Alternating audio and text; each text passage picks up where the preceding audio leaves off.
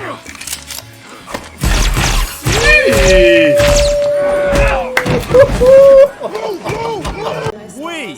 live. We are live. We are live. Did I say welcome to the main event? Run that thing, grandmother, you mad? Oh, man. Behave before you talk about what I'm talking about, yeah? Disclaimer! Run that thing back. Nah, man, stay there in your corner, man. Run that thing back, fam. I don't want to hear nothing from you. We are live, as I'm saying. Mr. Bitstech. Revenue GS. Joe 1/3 of the Cybernerds. And welcome back to a spotty review of Cowboy Bebop, Episode 2, Venus Pop.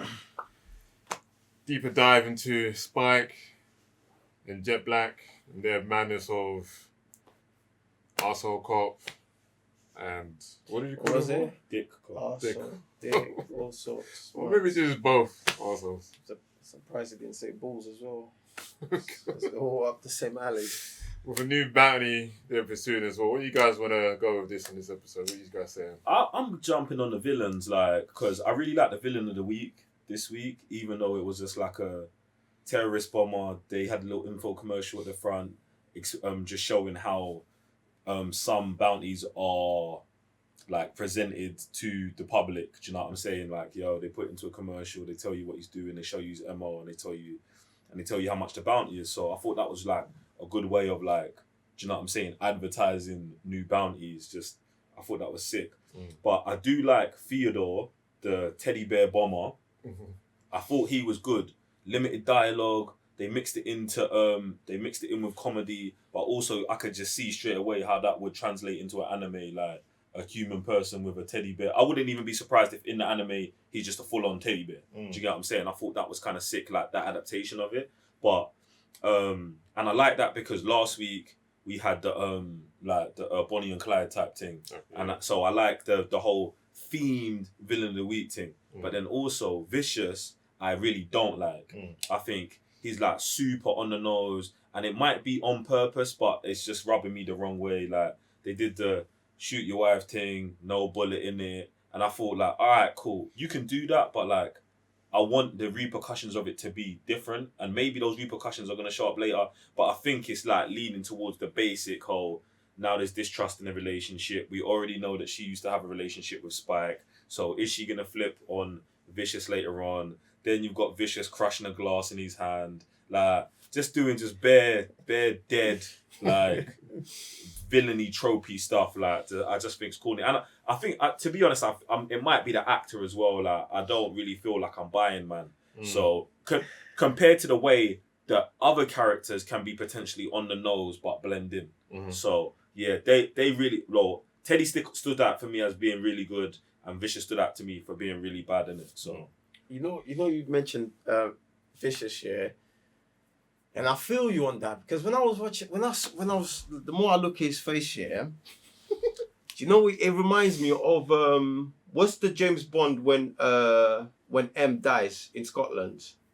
That's Skyfall. Yeah, Skyfall. Yeah. And the guy when he moves the thing, like, it reminds me of. I was like, you're such a weak version of him, because I don't know if it's a straight face structure or the color of their hair. I don't know where it is yet, but I was just like, yeah, something feels off with that guy. He also reminds me of I don't know if you might know, like, Dick Dastardly from Wacky Races, who's got the dog. Yeah. Like, he reminds me of that, like, OD corny ass villain.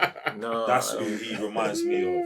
Like, Dick Dastardly's just like, I get you, man. That's who he reminds me of, bro. Like, it's just I think he's dead, bro. Yeah.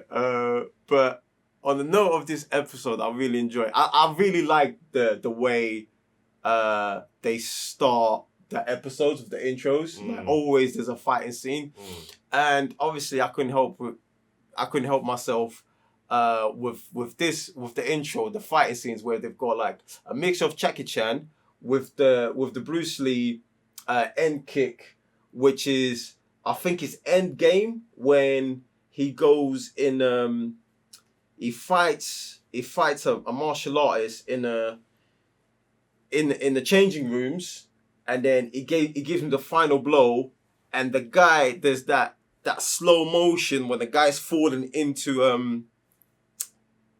locker. But obviously this one was a toilet, a cubicle.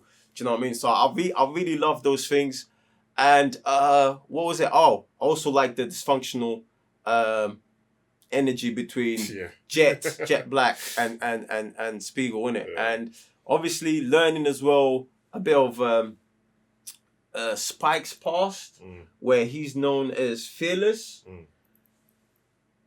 I want to now see where we're going with this in the future, innit? Like I always like that when like we get where we're going with the future by getting a little bit of the past. And the thing is, they didn't really give much information. Just the name, Fearless. Yo, fam, why is you called Fearless? Do you know what I'm saying? I mean, it shows. So yeah, like doesn't give it. like, but obviously, like, are we going to get snippets from the past where it's just going on a madness, like just pure like fearless? Do you know what I'm saying? Even though like, yo, fam, like this is mad dangerous, but he just has no fear in his heart, much like a kid. Not like until you get stung. But you feel invincible. Yeah, do you know what I mean? So like, I want to see where we're going with this, man.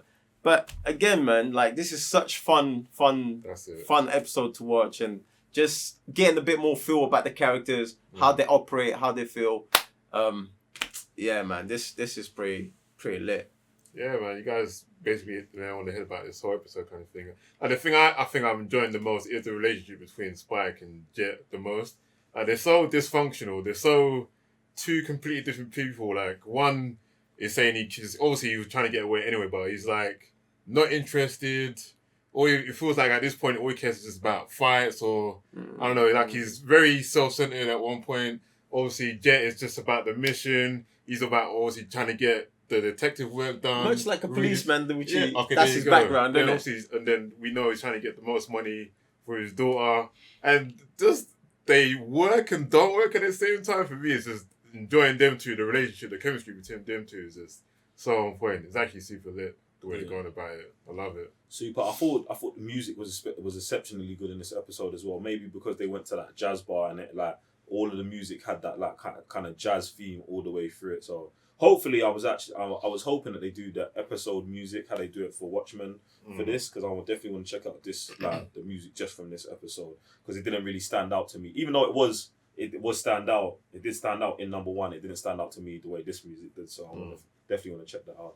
It's funny you mention that, because even though they put it like almost in the background when he went to the jazz bar, and then as soon as that the tone changed with the boss coming through, so did the music. So it was almost like it's a part of the whole theme, but it's like actually the whole production behind this thing for me is mental. I love it. No, man, it only just makes man think like, raw. How is the anime? Obviously, man's not gonna touch the anime until we finish watching this, but like the visual to create something like this whole world, like it's mad. Like the ships, like even the characters coming through, like the guy in red that came through with the two bodyguards. Yeah. Like, bruv, it's not like it was something crazy, but as soon as you open the door, it's like, rah! True. Do you know what I'm saying? Like every time you get introduced to whether it is whether you're a foot soldier or just next box, like it's always like entertaining to see. Like, and even seeing Vicious where he sleeps, I'm pretty sure that was a coffin. I'm gonna have to double check. Like it looked like a coffin, much like a Dracula coffin. So like if that's where my man's sleeping, bruh, like yeah, man, yeah. This is high levels, man. So so far so good for me.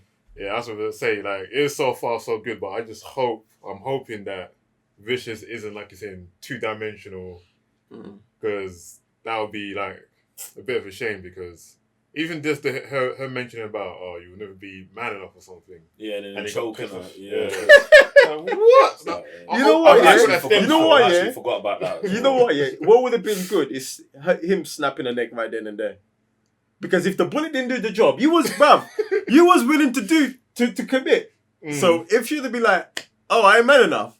Well, he claimed that he knew that there was no bullets, so that's why he shot. That's what I'm saying. Like, but I want to see he's actually. I don't think. I feel like I would like that to be real. Yeah, but it's not. You know what I'm unless you're a guns person. I would like. Bro, I believe him. Like, man, crack glasses is. When he said it, I was like, oh, that's a good angle.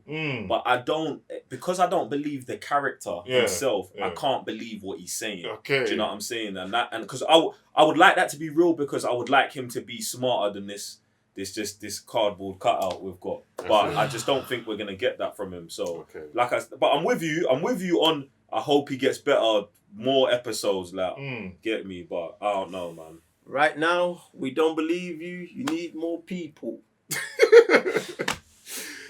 Oh, that note, guys. If you want to see the reaction to this, you should head over to patreon.com/Cyberners, where it's all mental as well.